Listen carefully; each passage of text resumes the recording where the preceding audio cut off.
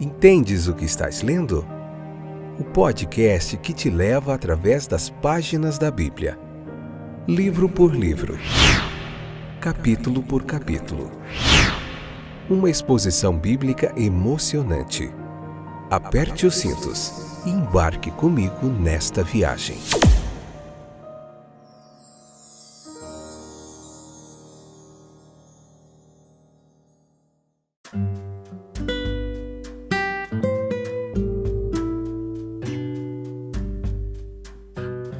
Pela infinita bondade e misericórdia de Deus, estou de volta. Eu sou o Fábio e este é mais um episódio do podcast Entendes o que estás lendo. Hoje Marcos capítulo 4, parte 4, última parte do capítulo 4 deste livro de Marcos, episódio 457, essa que é a 6ª temporada. Tá bom? Tudo jóia com vocês? Espero que sim. Vocês que sempre estão aí conosco, obrigado pela audiência, pela paciência. A gente vai continuar enquanto Deus nos der forças aqui no nosso propósito de ensinar a Bíblia capítulo por capítulo, cada parte aqui do texto bíblico, nesse estudo sequencial. Nós estamos no 6º livro da Bíblia, nós já vimos Êxodo, nós já vimos Gênesis, nós já vimos Levítico, nós já vimos Evangelho de Lucas, Evangelho de João e estamos agora no Evangelho de Marcos, nessa 4ª temporada aqui, tá bom? Então vamos lá. Hoje a gente vai concluir aquela parábola da semente ali, como ela simboliza o reino de Deus, tá? E falar um pouquinho sobre Jesus acalmando a tempestade e a gente encerra o capítulo. Beleza? Vamos lá? Leia o capítulo 4, vem pra cá, convida mais gente e vamos embora aprender mais da palavra de Deus. Então a lição que o nosso Senhor pretendia ensinar com a parábola do grão de mostarda é claramente declarada no texto. Se ele desejasse expor o esplendor de seu reino, ele teria escolhido como ilustração outra coisa. O majestoso cedro, talvez, ou a videira frutífera.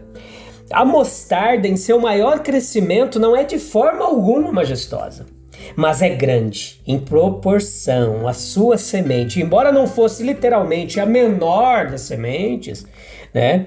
Ela era a menor das usadas na agricultura comum e era proverbialmente usada para denotar o que era desprezível, pequeno. Então aparecem para nós ao lado do objetivo principal da parábola, que era expor a grande questão que no reino de nosso Senhor surgiriam de pequenos começos. Então esse princípio que nós propomos agora ilustrar, na sua história nós vemos como no microcosmo a história de sua igreja.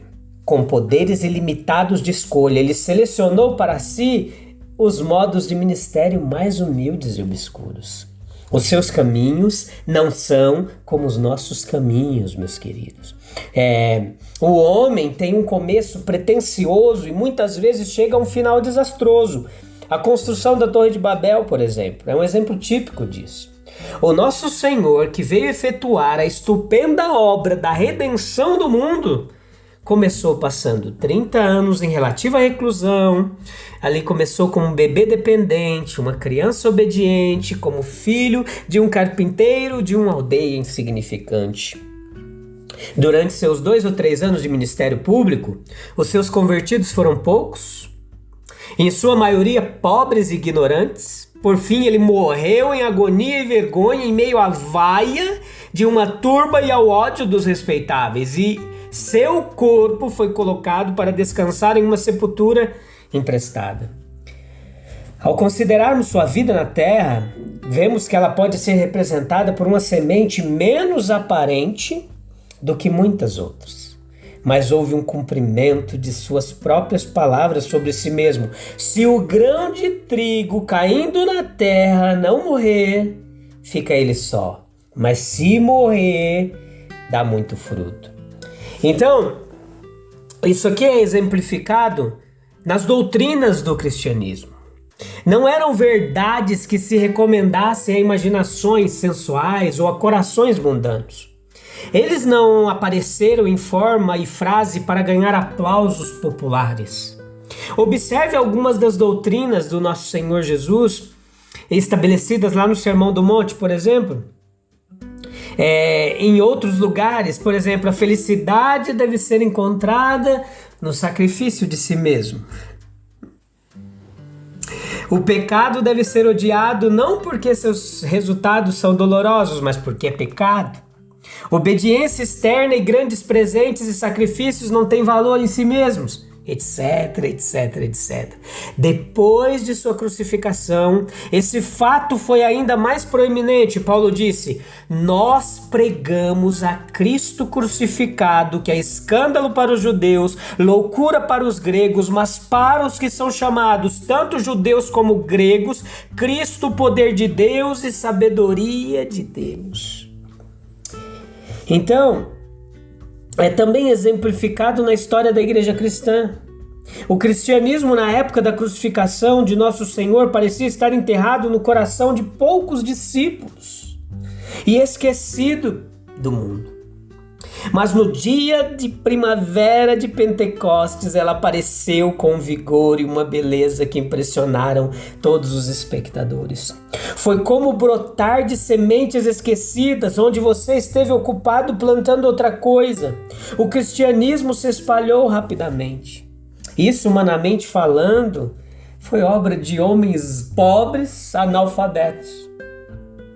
É exemplificado na experiência de cada cristão. O reino de Deus não deve ser algo fora de nós mesmos. Não estamos entre seus súditos porque podemos dizer esta nação em que habitamos é cristã? O reino dos céus está dentro de vocês. Quando uma flor ou planta está murchando e prestes a morrer, nós tentamos descobrir a causa. Talvez ela queira água, talvez esteja protegido da luz do sol, talvez tenha sido mimado por muito tempo sob calor artificial e portanto fraco, ou talvez um verme esteja roendo a raiz. A parábola, ela ilustra a história do reino dos céus em sua manifestação externa, especialmente a pequenez de seu início em contraste com a grandeza de seus resultados. Isso é verdade. Quer interpretemos o reino de Deus como se referindo ao seu princípio essencial, que é o domínio do Espírito Divino sobre o espírito humano, ou a sua manifestação externa na visível igreja de Deus. O Evangelho se desenvolvendo no coração e na vida da humanidade, ou mesmo ao seu instrumento, que é a palavra divina. Reunindo-os como todos compreendidos na ideia do reino de Deus, nós devemos vê-lo verdadeiramente representado por um poder semeador vivo e inerentemente vital. Essa parábola, meus queridos, ela nos leva a pensar mais particularmente na manifestação externa do reino de Deus, e onde quer que a vejamos plantada, mais cedo ou mais tarde veremos sinais de crescimento e extensão. Sim, um dos primeiros sentimentos despertados no peito do recém-convertido é o desejo da conversão dos outros. E as primeiras atividades evocadas da nova vida são encontradas em esforços para levar outros a bênçãos. Cada cristão, ele se torna o germe de uma igreja. Cada um é uma semente que se autopropaga. De um pode brotar 1000, ou melhor, tantos quanto as estrelas do céu em multidão, como foi dito a Abraão. A pequena semente vivificada em Jerusalém, e assim tem sido em todas as eras. Hoje nós testemunhamos com alegria os sinais dessa vitalidade por todos os lados. E ainda pensando como uma manifestação externa, quão pequeno foi o seu começo. Quão pequena é a sua semente. Julgando a obra de Cristo pela grandeza de seus objetivos, quão pequenos eram seus meios. Que livros ele escreveu? Que organização ele moldou? Que instituição ele fundou? Que cidades ele construiu? Que exércitos ele levantou? O que ele fez? Estimado por sinais externos, nada. Algumas mulheres e menos homens se reuniram sem multidão, sem igreja, sem formas de adoração, sem escritos. Não havia nada impressionante aos olhos humanos. O que então? Havia apenas uma semente viva, lançada em um coração aquecido. O registro de uma vida breve com suas poucas palavras, seus poucos atos nobres de sinceridade, amor e abnegação, sua triste morte e maravilhosa ressurreição, todo o reino de Deus naquela vida, todo o tesouro celestial naquele vaso de barro, tudo em uma semente de mostarda, menos do que todas as sementes que estão na terra, mas cresceu e se tornou uma árvore. Essa é a lição dessa semente. Pois no versículo 35 ao 41 do capítulo 4, nós vemos Jesus acalmando a tempestade. Os milagres até agora registrados foram milagres de cura, demonstram o domínio de Cristo na esfera da vida humana, e Ele é o Senhor do corpo humano. Agora Ele declara o seu domínio igual no reino da natureza, até o vento e o mar lhe obedecem. A igreja encontrou dois usos nos milagres do Senhor. Em uma era anterior, eles eram um sinal para os incrédulos, evidências da autoridade do Mestre. Atestados da verdade de sua mensagem, Cristo apelou para eles. As obras que o Pai me deu para realizar, as próprias obras que faço, elas testificam de mim que o Pai me enviou. Ainda que não me acrediteis, crede nas obras que eu faço. Em tempos posteriores, eles foram considerados um tesouro de ensino espiritual, uma palavra de revelação e poder para os cristãos. Assim, eles fazem parte dos bens inestimáveis da igreja. A instrução, ela se divide em dois ramos: o conhecimento positivo que eles transmitem, como neste, o domínio do Redentor do mundo sobre a natureza externa e as lições típicas espirituais mais ocultas. Então o incidente agora se torna típico da exposição da igreja no mundo, como uma casca em um mar tempestuoso, de verdadeira segurança da igreja, como um barco em um mar tempestuoso, da verdadeira segurança da igreja na presença de Cristo. Do silêncio sempre presente final, da raiva do mundo e a libertação perfeita de todos os perigos circundantes. A história da igreja do Senhor Jesus é uma história de exposição ao perigo. Que perigos ameaçaram os escritos sagrados, na qual toda a verdade é mantida? A princípio, apenas algumas lembranças dispersas dos homens, os altos tesouros do céu guardados em vasos de barro. Depois foi escrito em algumas folhas de pergaminhos por mãos humanas trêmulas, em letras humanas incertas. Posteriormente, seguiram-se os perigos dos erros dos transcritores, de visão turva, dos estragos destrutivos do fogo. No entanto, depois de longas eras, é provável que possuamos uma transcrição mais precisa dos documentos originais do que a igreja jamais possuiu desde que as primeiras transcrições foram feitas ou escritas. Depois, ventos intermitentes da sabedoria humana, as oposições do conhecimento, os perigos surgiram de disputas internas, uma tripulação amotinada de mãos instáveis no leme e olhos nubados no relógio, se sobrecarregando de bens mundanos, ouro ou roupa, pedras preciosas, submersos de orgulho e glória mundana. Luzes falsas ameaçaram naufragar o navio em costas acidentadas e incertas, enquanto a escuridão negra ela cobriu os céus, quando por muitos dias nem o sol nem estrelas brilharam e nenhuma pequena tempestade caiu sobre a embarcação exposta.